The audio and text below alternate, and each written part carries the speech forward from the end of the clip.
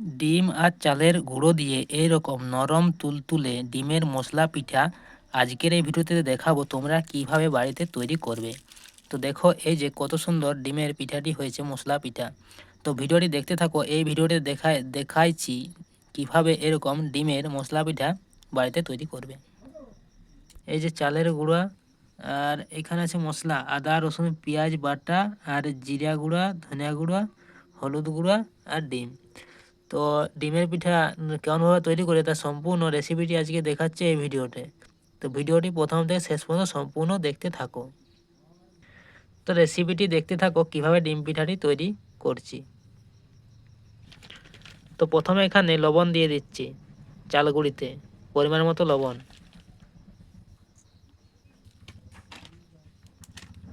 তারপর হলুদ গুঁড়ো পরিমাণ মতো।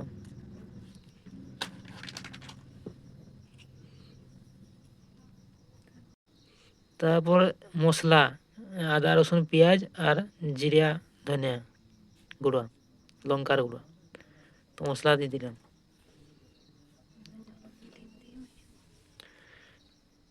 এরপর এর উপর দুটো ডিম দিয়ে দিচ্ছি।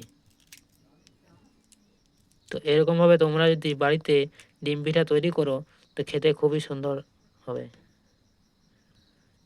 তো এখানে 2টি ডিম দিয়ে এটিকে মেখে নেব।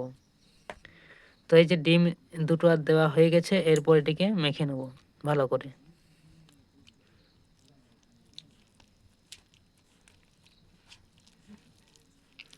তো এখানে সব কিছু মাখা হয়ে গেছে, ডিম চালগুড়ি মশলা।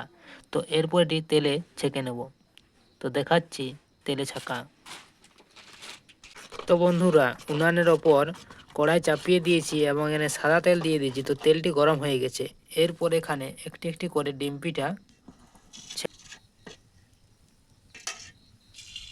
গরম তেলের ওপর ছেড়ে দিচ্ছি।